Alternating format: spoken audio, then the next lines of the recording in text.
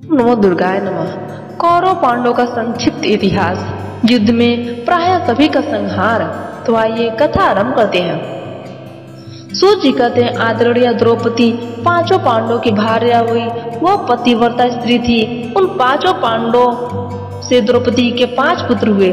सभी बालक बड़े सुंदर थे। सुभद्रा से अर्जुन का विवाह हुआ, जो भगवान श्री कृष्ण की बहन थी। अर्जुन उस कल्याणी सुभद्रा को भगवान श्री कृष्ण की सहमति से हर कर ले आए थे। सुभद्रा से महान वीर पुत्र अभिमन्यु का जन्म हुआ। वह वीर बालक सम्रांगण में सदा के लिए सो गया। द्रौपदी के 5 पुत्रों की निर्मम हत्या हो गई। राजा विराट की पुत्री से अभिमन्यु का विवाह हुआ था। वह एक अनुपम सुंदरी थी। वंश डूब रहा था। उस समय उसने एक पुत्र उत्पन्न किया, जिसके प्राण अग्निबाण से निकल चुके थे। स्वयं भगवान श्री कृष्ण ने उत्तरा के उस बालक की रक्षा की। अश्वत्थामा के अग्निबाण से वह शिशु जल रहा था। भगवान ने अपनी अद्भुत शक्ति से उसे बचाया। वंश के समाप्त होने पर उस पुत्र की उत्पत्ति हुई थी। वह श्रेष्ठ बालक पृथ्वी पर परीक्षित के नाम से विख्यात हुआ। पुत्र के मर जाने पर धृतराष्ट्र के दुख का और छोर न रहा। वे पांडवों के राज्य में कालक्षेप करने लगे। भीम के वांगवाड़ से धृतराष्ट्र का मन सदा संतप्त रहता था। वैसे गंधारी भी पुत्र शोक में अत्यंत कातर होकर जीवन बिता रही थी। युधिष्ठिर रात दिन उन दोनों की सेवा में संलग्न रहते थे। धृतराष्ट्र को समझाते बुझाते रहना धर्मात्मा विदुर का काम था। युधिष्ठिर की अनुमति से धर्मात्मा अर्जुन भी अपने भाई के साथ रहते और धृतराष्ट्र की सेवा किया करते थे। पुत्र के शोक में उत्पन्न हुआ दुख भूल जाए, मानो यही अर्जुन का प्रधान उद्देश्य था। परंतु भीम की क्रोधाग्नि शांत नहीं होती थी। जिस किसी प्रकार से भी बूढ़े धृतराष्ट्र के कानों में आवाज जा सके, इस प्रकार इसका ध्यान रखते हुए भीम बाण बाणों से उन्हें विधा करते थे। वहाँ जो लोग थे उनको सुना सुना कर वे कहते, यह अंधा बड़ा दुष्ट है। मैंने इसके सभी पुत्रों को मार डाला, यहाँ तक कि दुशासन के कलेजे का गर्म खून भी पिया। इस निर्लज्ज अंधे का मेरे दिए हुए पिंड की ही आशा रह गई। भीम इस प्रकार के कठोर वचन प्रतिदिन धृतराष्ट्र को सुनाया करते थे।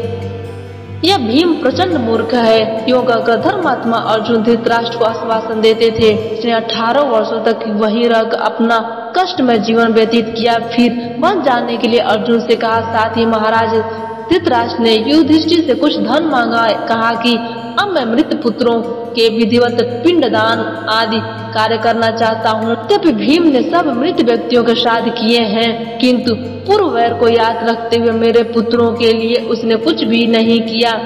यदि तुम मुझे धन दे देते हो तो उसमें मैं पुत्रों को औधर दैहिक क्रिया करके दिव्य फल देने वाले तपस्या करने के लिए वन में चला जाऊंगा। धर्मानंद युधिष्ठिर पुण्यात्मा पुरुष थे। उनसे और विदुर जी से एकांत में बातचीत हुई। तब उन्होंने धनाभिलाषी धृतराष्ट्र को धन देने के बाद मन में निश्चय कर ली। फिर युधिष्ठिर ने अपने सभी भाइयों को बुलाकर उनसे कहा, हे महाभागो, धृतराष्ट्र पिता के तुल्य हैं, उन्हें श्राद्ध करने की इच्छा है। मैं इन्हें धन दूंगा। अमित तेजस्वी युधिष्ठिर सबसे बड़े भाई थे। उनके आग्रह पूर्वक वचन सुनकर भीम की क्रोधाग्नि भभक उठी। भीम ने कठोर वचनों से दुर्योधन आदि के हितार्थ धृतराष्ट्र को धन देने का विरोध किया और फिर वहां से उठकर चले गए। अर्जुन, नकुल और सहदेव इन तीनों भाइयों ने महाराज युधिष्ठिर का समर्थन किया। तब युधिष्ठिर ने धृतराष्ट्र को प्रचुर संपत्ति सौंप दी और अंबिकानंदन धृतराष्ट्र के पुत्रों के श्राद्धादि कर्म सविधि संपन्न कराए। ब्राह्मणों को बहुत सा धन दान किया और धर्म दैहिक क्रिया करने के पश्चात उसी क्षण वे गंधारी के साथ वन में चले गए। कुंती और विदुर ने भी साथ दिया। महामति धृतराष्ट्र के वन जाते समय संजय भी सहयोग देने को तैयार हो गए। पुत्रों के मना करते रहने पर भी उनकी बात न मानकर धर्मशीला कुंती धृतराष्ट्र आदि के साथ वन में चली गई। भीमसेन एवं अन्य बहुत से वीर सभी गंगा के तट पर पहुंचकर वहां से रोते भी लगते लौटकर हस्तिनापुर चले गए। गंगा के तट पर जाकर धृतराष्ट्र प्रवृत्त सज्जनों ने एक सुंदर आश्रम बनाया। उसे फूल से छाया गया। मन और इंद्रियों को वश में करके वे सभी हुए वहीं तपस्या करने लगे। जब तपस्वी जीवन व्यतीत करते हुए उन्हें 6 वर्ष बीत गए, तब युधिष्ठिर ने खेद प्रकट करते हुए अपने छोटे भाइयों से यह वचन कहा, मैंने स्वप्न में माता कुंती को देखा, वे वन में है और उनका शरीर दुर्बल है। अतः मेरे मन में आता है कि उन माताओं और पिताओं के दर्शन करने के लिए मैं वहां जाऊं। महात्मा विदुर और सर्व ज्ञान संपन्न संजय से भी भेंट हो जाएगी। मेरा तो ऐसा विचार है, तुम्हें यदि यह बात जचती हो तो हम सभी वहां चलेंगे। युधिष्ठिर बात सुनकर सभी भाई सुभद्रा, द्रौपदी और विराट कुमारी, उत्तरा एवं बहुत से अन्य नगरवासी एकत्रित होकर चल पड़े। बूढ़े माता पिता को देखने के लिए सभी उत्सुक थे।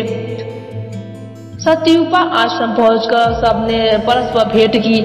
जब वो वहां विदुर नहीं दिख पड़े, तब युधिष्ठिर ने धृतराष्ट्र से पूछा, महाराज बुद्धिमान विदुर जी कहाँ है? धृतराष्ट्र ने उत्तर दिया, विदुर तो बड़े त्यागी पुरुष है, उनके मन में किसी बात की इच्छा नहीं रहती, पास में कुछ रखते भी नहीं। कई गंगा के तट पर बैठकर सनातन श्रीहरि का ध्यान करते होंगे। दूसरे दिन महाराज युधिष्ठिर गंगा के किनारे घूम रहे थे, देखा विदुर जी एकांत वन में बैठे तपस्या कर रहे हैं, शरीर बिल्कुल क्षीण हो गया है। उन्हें देखकर राजा युधिष्ठिर ने कहा, मैं युधिष्ठिर आपके श्री चरणों में मस्तक झुका रहा हूँ। वे सामने खड़े हो गए। आवाज विदुर जी के कानों में पड़ी, किंतु उस समय पुण्यात्मा विदुर जी मिट्टी के धुएं जैसे हो गए, कुछ बोले नहीं। क्षण भर बाद उनके मुख से एक अत्यंत अद्भुत तेज निकलकर युधिष्ठिर के मुख में समा गया, क्योंकि वे दोनों धर्म के अंश होने के कारण परस्पर एक ही तो थे। इस प्रकार विदुर जी का पंच भौतिक शरीर शांत हो गया। युधिष्ठिर ने महान शोक प्रकट किया, मृत शरीर को जलाने के लिए समुचित तैयारी की। इतने में स्पष्ट सुनाई देती हुई आकाशवाणी हुई होने लगी, हे राजन, ये विदुर परम त्यागी पुरुष थे, इनका दाह करना उचित नहीं है, तुम इच्छा अनुसार चले जाओ। आकाशवाणी सुनकर सब भाइयों ने गंगा के पवित्र जल में स्नान किया। धृतराष्ट्र के पास जाकर सभी बातें विस्तार पूर्वक उनको बता दी। उस समय आश्रम पर समस्त पांडव तथा अनेकों नागरिक विद्यमान थे। सत्यवती, नंदन, व्यास, नारद एवं अन्य भी बहुत से महानुभाव मुनि युधिष्ठिर से मिलने के लिए आए थे। तब कुंती ने शुभ दर्शन व्यास जी से कहा, हे दैवापन, मैंने अपने पुत्र कर्ण को जन्म के समय नहीं देखा है। हे तपोधन, मेरा मन बहुत दुखी है, आप एक बार कर्ण को सामने उपस्थित करने की कृपा करें। हे महाभाग, आप सर्वथा समर्थ पुरुष हैं, प्रभु मेरा मनोरथ पूर्ण करने की कृपा कीजिए। गंधारी ने कहा, मुनि, मेरे पुत्र सम्रांगण में चले गए, मैं भर आंख उन्हें देख भी न पाई। मुनिवर, मेरे वे पुत्र एक बार मुझे दिखाने की कृपा करें। सुभद्रा बोली, अभिमन्यु महान पराक्रमी वीर था, मैं प्राणों से भी अधिक उससे प्यार करती थी। हे तपोधन, आप सर्व ज्ञान संपन्न है, मुझे उस पुत्र को दिखाने की लालसा लगी हुई है, आप उसका साक्षात्कार कराने की कृपा कीजिए। सूत जी कहते, इस प्रकार के वचन सुनकर सत्यवती, नंदन, व्यास जी ने प्राणायाम करके सनातनी भगवती जगदम्बिका का ध्यान किया। सायंकाल का समय था। गंगा के तट पर मुनिवर व्यास जी ने युधिष्ठिर प्रवृत्त सब पांडवों को बुलाया और पुण्य सलीला भागीरथी में स्नान करके वे जगत जननी देवी दुर्गा जी को यो स्तुति करने लगे। परम पुरुष हरिजन जिनके आश्रय में आनंद करते हैं, जो सगुण निर्गुण ब्रह्म स्वरूपिणी एवं देवताओं की वे अधिष्ठात्री है, उन मणिद्वीप निवासिनी भगवती भुवनेश्वरी को उन्होंने वंदना की। कहा, हे देवी, जिस समय कोई भी देवता नहीं रहते उस समय भी तुम विराजमान रहती हो। मैं तुम्हारे चरणों में मस्तक झुकाता हूँ।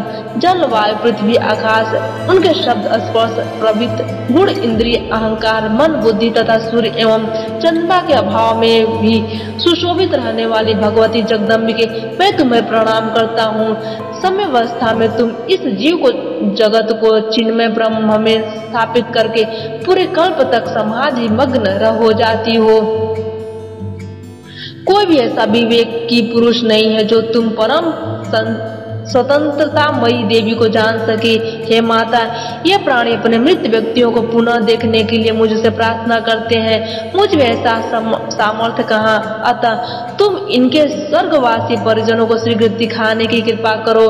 सूत जी कहते इस प्रकार व्यास जी के विनय करने पर भगवती भुवनेश्वरी ने उन दिग्वंत सभी नरेशों को बुलाकर सामने उपस्थित कर दिया।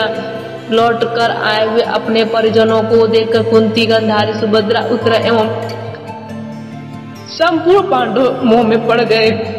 व्यास जी अमित तेजस्वी पुरुष हैं। उन्होंने इंद्रजाल के समान यह घटना उपस्थित करके भगवती महामाया का ध्यान किया।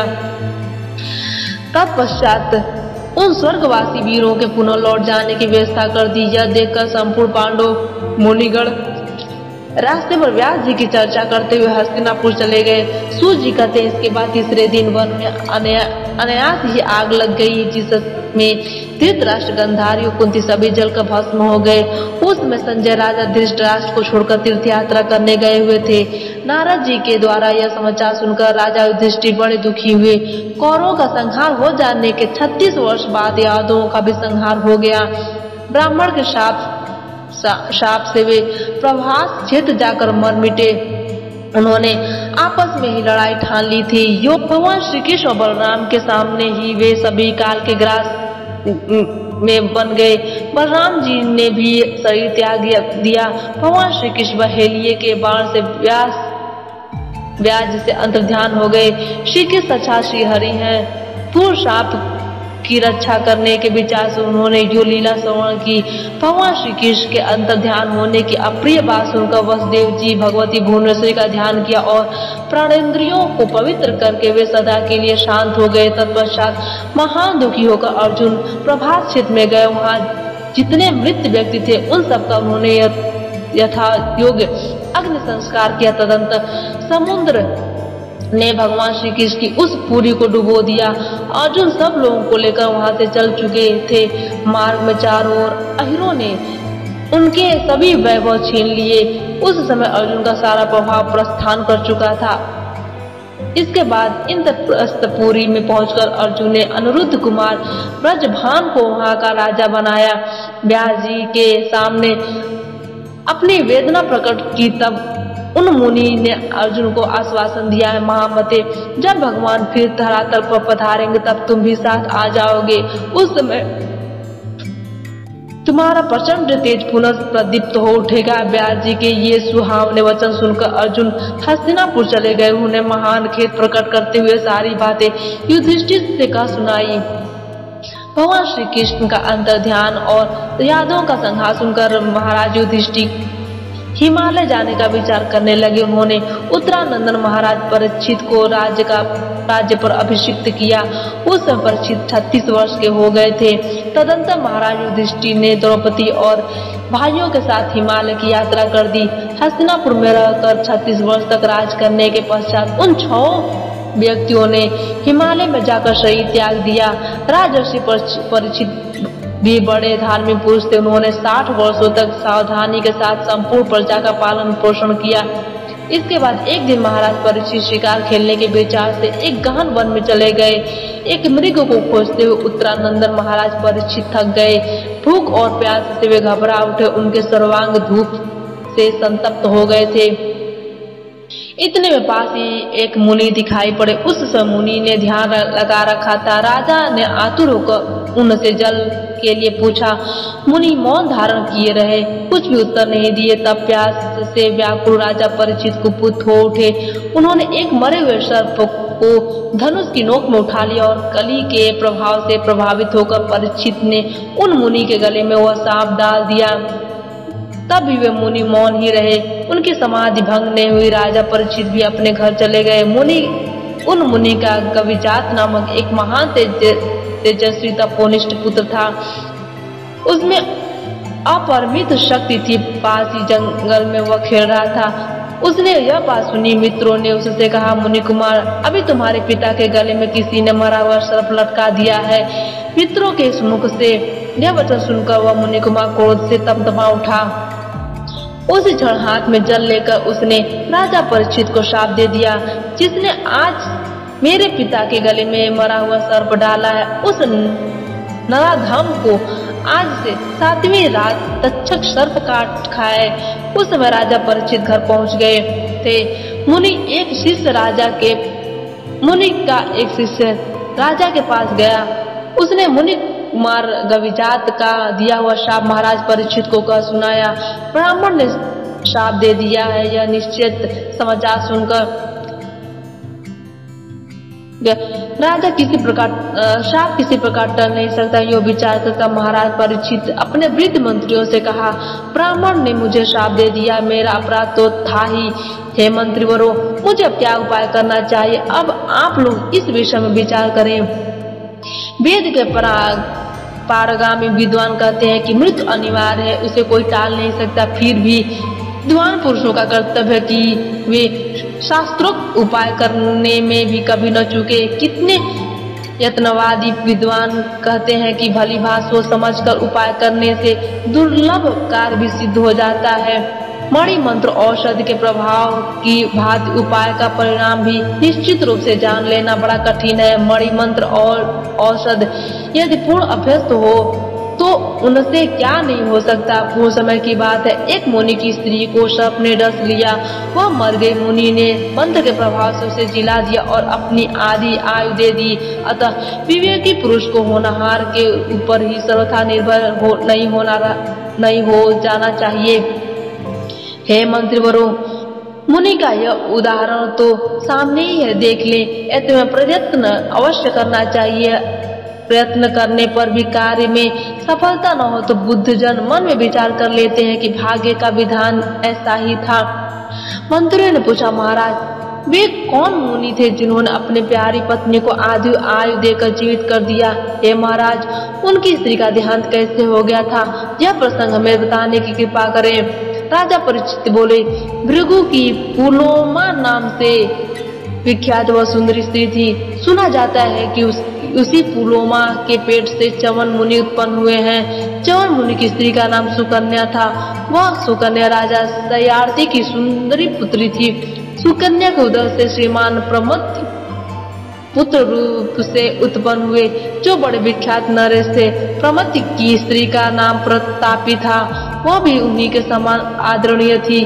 प्रतापी के गर्भ से रुरु नामक मुनि का जन्म हुआ, जो परम तेजस्वी पुरुष थे। उसी समय की बात है, स्थूलकेश नाम के प्रसिद्ध कोई मुनि थे, जो बड़े तपस्वी, धर्मात्मा और सत्यवादी रहे।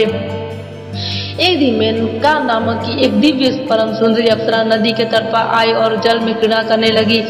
त्रिलोक सुंदरी उस अप्सरा से विश्वावसु मुनि का समागम हो गया, जिससे वह गर्भवती होकर चली गई। स्थूलकेश मुनि के आश्रम के पास जाकर मेनका ने कन्या का प्रसव किया।